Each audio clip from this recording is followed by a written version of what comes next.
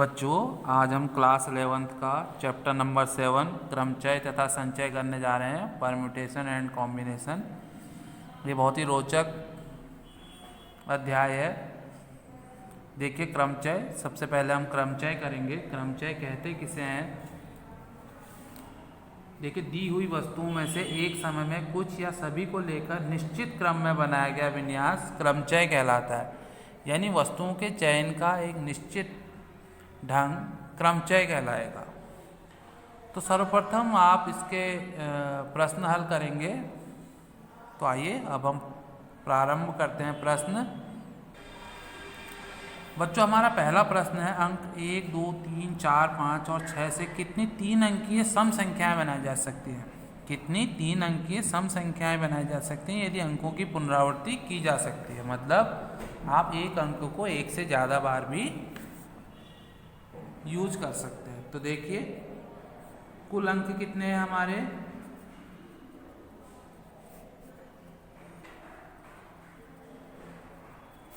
कुल अंक हैं आपके 6। इसमें से सम संख्याएं कितनी हैं? 2, 4 और 6। अब देखिए, आपको 3 अंक की संख्या बनानी है और सम संख्याएं बनानी है। तो सम संख्या बनाने में इकाई के स्थान पर या तो 2 आना चाहिए या 4 आना चाहिए या 6 आना चाहिए। तो देखिए, इकाई के स्थान को लिखने के ढंग क्या हो जाएंगे? इकाई के स्थान को लिखने के ढंग बराबर 3 और दहाई के स्थान को लिखने के ढंग, देखिए कुल संख्याएं 6 हैं तो 6 हो जाएंगी क्योंकि अंकों की पुनरावृत्ति हो रही है। और सैकड़े के स्थान को लिखने के ढंग भी क्या हो जाएंगे? 6 हो जाएंगे। तो कुल 3 अंकीय संख्याएं, कुल 3 अंकीय सम संख्याएं कितनी हो जाएंगी? 3 गुणा 6 गुणा 6, तो ये आ जाएगा आपका 108। तो 3 अंकीय सम संख्याएं कितनी हो जाएंगी? 108। बच्चों, इसी प्रकार हमारा दूसरा प्रश्न है। देखिए, 1, 2, 3, 4, 5 तथा 6 से कितनी 3 अंकीय संख्याएं बनाई जा सकती है? पहला है अंकों की पुनरावृत्ति होती है और दूसरा अंकों की पुनरावृत्ति नहीं की जा सकती। तो देखिए, कुल अंक कितने हैं आपके?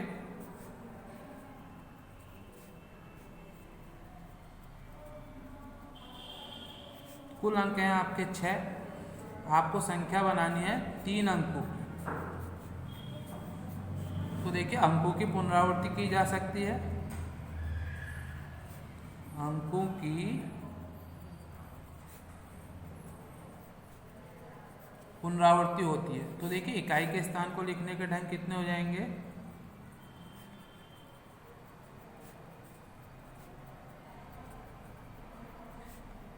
इकाई के स्थान को लिखने के ढंग बराबर 6,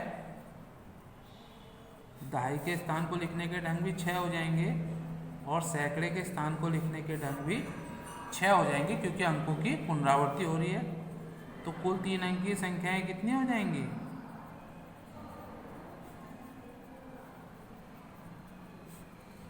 6 गुणा 6 गुणा 6, तो बराबर 216। तो ये आपका आंसर हो गया। अब देखिए, अंकों की पुनरावृत्ति नहीं होती है, इसका जो सेकंड पार्ट है,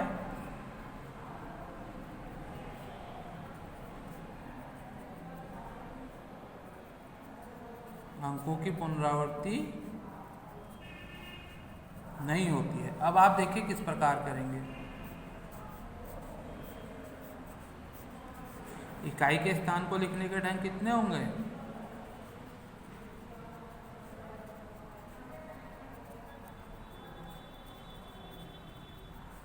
6 होंगे और दहाई के स्थान को लिखने के ढंग 5 होंगे क्योंकि आप एक संख्या यहाँ लिख चुके हैं। और सैकड़े के स्थान को लिखने के ढंग 4। तो कुल 3 अंकीय संख्याएं कितनी हो जाएंगी? 6 गुणा 5 गुणा 4, यानी 120। तो समझ गए ना आप? जब पुनरावृत्ति नहीं होगी तो आप जो अंक लिख देंगे उसे आप दोबारा यूज नहीं करेंगे। अब देखिए बच्चों, अगला प्रश्न है, अंग्रेजी वर्णमाला के प्रथम 10 अक्षरों से कितने 4 अक्षर के कोड बनाए जा सकते हैं और अक्षरों की पुनरावृत्ति नहीं होती है। तो कुल अक्षर कितने हैं? कुल अक्षर हैं आपके 10। आपको 4 अक्षरों का कोड बनाना है, ठीक है। तो देखिए पहले स्थान को लिखने के ढंग और पुनरावृत्ति नहीं होती है, पुनरावृत्ति नहीं होती, तो पहले स्थान को लिखने के ढंग,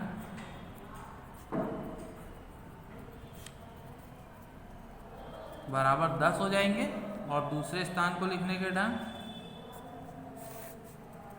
9, तीसरे स्थान को लिखने के ढंग 8 और चौथे स्थान को लिखने के ढंग 7। तो कुल 4 अक्षर के कोड कितने हो जाएंगे? 10 × 9 × 8 × 7।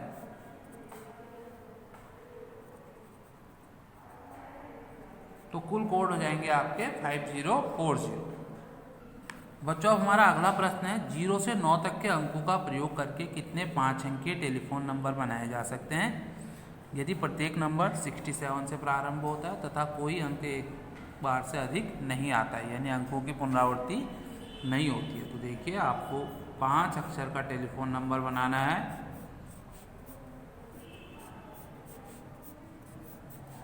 और एक 5। तो देखिए कुल अंक कितने हैं आपके पास? 0 से 9 तक 10 अंक हो जाएंगे, प्रत्येक नंबर 67 से प्रारंभ होता है। तो देखिए 2 अंक तो फिक्स हो गए आपके, यानी अंक 6 व 7 नियत है। तो देखिए शेष अंक कितने हो जाएंगे?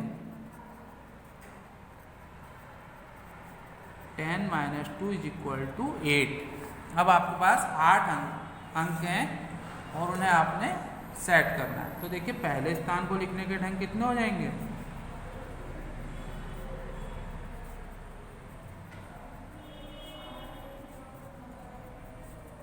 8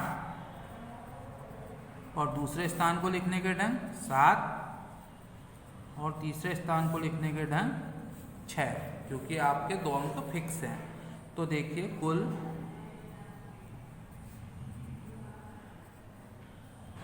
टेलीफोन नंबर कितने हो जाएंगे? 8 × 7 × 6,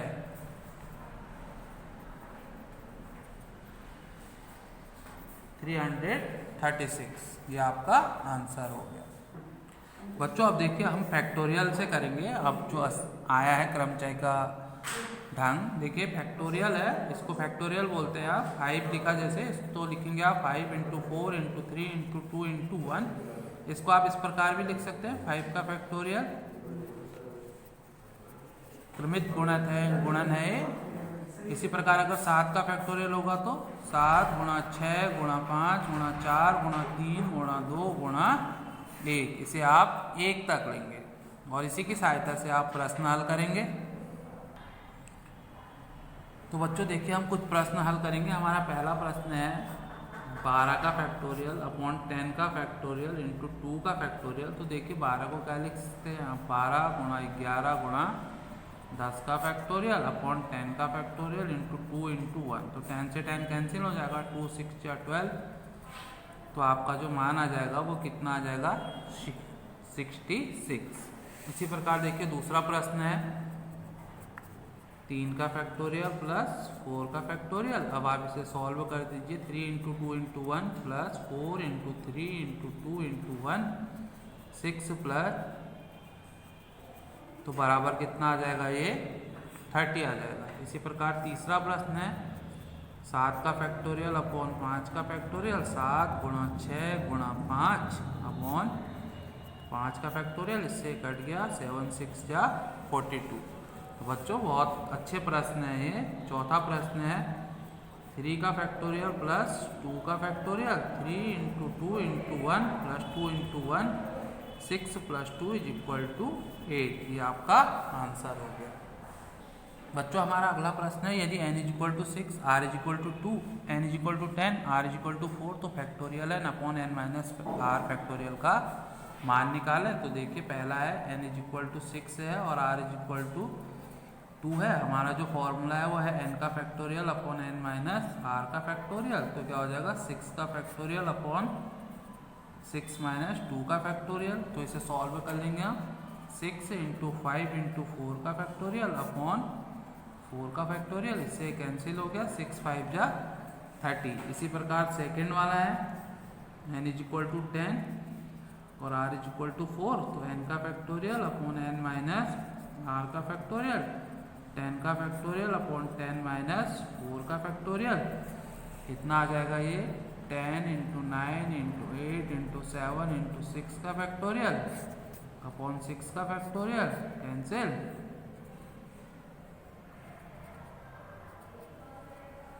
तो ये आपका आ गया 5040। तो इस प्रकार यह प्रश्न आप हल कर लेंगे। बच्चों अब हमारा अगला प्रश्न है 1/9 का फैक्टोरियल प्लस 1/10 का फैक्टोरियल = x/11 का फैक्टोरियल। तो x का मान ज्ञात कीजिए। तो देखिए किस प्रकार करेंगे। 1/9 का फैक्टोरियल प्लस 1/10 का फैक्टोरियल = x/11 का फैक्टोरियल। 1/9 का फैक्टोरियल प्लस 1/10 को कितना लिख लेंगे 10 × 9 का फैक्टोरियल = 11 × 10 × 9 का फैक्टोरियल। तो देखिए 1/9 का फैक्टोरियल कॉमन ले लीजिए। 1 + 1/10 = 1/11 × 10 × 9 का फैक्टोरियल, इससे कैंसिल हो जाएगा। 10 1 जा 10 प्लस 1/10 = x/11 × 10, 10 से 10 कैंसिल हो जाएगा। x = 11 × 11, तो x = 121। तो ये आपका आंसर हो गया। तो बच्चों इसकी सहायता से आप पहली और दूसरी एक्सरसाइज हल करेंगे। अगर आपको कहीं पर भी समझ में ना आया हो तो आप कमेंट बॉक्स में लिख सकते हैं। यदि आपको वीडियो पसंद आया हो तो लाइक, सब्सक्राइब और शेयर करें। धन्यवाद।